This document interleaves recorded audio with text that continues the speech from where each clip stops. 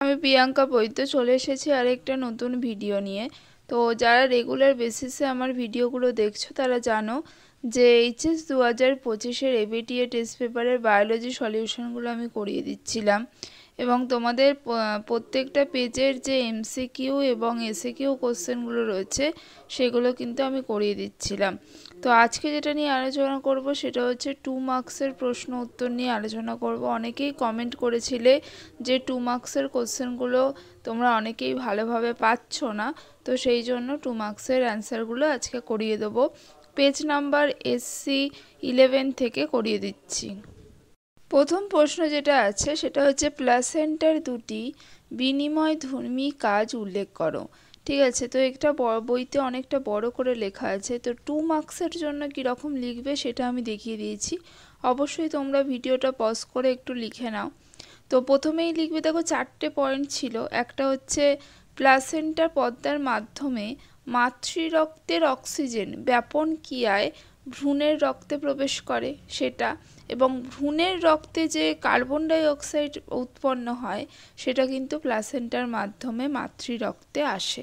দুটো একসাথে একটা পয়েন্ট করে দিয়েছি। এবং নেক্সট পয়েন্ট যেটা রয়েছে সেটা হচ্ছে প্লাসেন্টার মধ্যে দিয়ে মাতৃরক্ত থেকে যে খাদ্যবস্তু রয়েছে সেগুলো কিন্তু ভ্রূণের রক্তে প্রবেশ করে এবং ভ্রূণ দেহে উৎপন্ন বিভিন্ন রেচন পদার্থ প্লাসেন্টার মাধ্যমে মাতৃরক্তে প্রবেশ করে। তাহলে এইটা হচ্ছে যদি 2 মার্কসের প্রশ্ন আসে এইভাবে লিখবে, এবং যদি 3 মার্কসের আসে তাহলে কিন্তু বইতে যেমন 4টে পয়েন্ট করে লেখা আছে সেইভাবেই দেবে। ঠিক আছে, দেখো নিষেক কিভাবে হয় লেখো। তো সেই ক্ষেত্রে কিন্তু তোমরা কিভাবে হচ্ছে সেটা লিখতে হবে এবং সংজ্ঞাটাও অল্প করে দিয়ে দিতে হবে। দেখো কি দিয়েছি, যে তোমরা নিষেক মানে জানো যে ডিম্বকের যে ভ্রূণস্থলিতে অবস্থিত দুটি স্ত্রী জনন কোষ, মানে ডিম্বাণু রয়েছে আর নির্ণীত নিউক্লিয়াস রয়েছে, তার সাথে যে পরাগরেণুতে অবস্থিত যে পুংগ্যামেট দুটো থাকে তোমরা জানো, সেই দুটোর সাথে যখন পুংগ্যামেট দুটোর সাথে হচ্ছে ডিম্বাণু এবং নির্ণীত নিউক্লিয়াস এই দুটোরই ফার্টিলাইজেশন হয়, এই প্রসেসটাকে বলে নিষেক। দুবার ফার্টিলাইজেশন হয় মানে দুবার নিষেক হয়। তো একটি পুংগ্যামেটের সাথে ডিম্বাণুর নিষেক হয়, তার ফলে উৎপন্ন হয় জাইগোট যেটা 2n। ঠিক আছে, এবং আরেকটা পুংগ্যামেটের সাথে নির্ণীত নিউক্লিয়াসের নিষেক ঘটে এবং শস্য নিউক্লিয়াস উৎপন্ন করে। এইটা হচ্ছে নিষেক প্রক্রিয়া। ঠিক আছে, জেনেটিক কোড কাকে বলে? জেনেটিক কোড কাকে বলে? ডিএনএ বা আরএনএ অণুতে পাশাপাশি অবস্থিত যে নিউক্লিওটাইড ট্রিপলেটগুলি প্রোটিন সংশ্লেষের সময় নির্দিষ্ট অ্যামাইনো অ্যাসিডের সজ্জাক্রম নির্দেশ করে তাদের জেনেটিক কোড বলে। যেগুলো আমরা বলতে পারি কোডন হচ্ছে জেনেটিক কোড, এক একটি শব্দ বা একককে কোডন বলে। ঠিক আছে, মানে সব একসাথে কোড বলে এবং এক একটি একক মানে ওই যে ট্রিপলেট যেগুলো সেগুলোকে এক একটাকে কোডন বলে। এটা একটু না থাকলে লিখে নাও। আচ্ছা, এইটা কিন্তু আগেও আমি বলেছি খুব ইম্পর্টেন্ট প্রশ্ন। হার্ডি উইনবার্গ সূত্রে গুরুত্ব লেখো। এটার মূল নীতিও লিখতে দিতে পারে, এটার গুরুত্বও লিখতে দিতে পারে।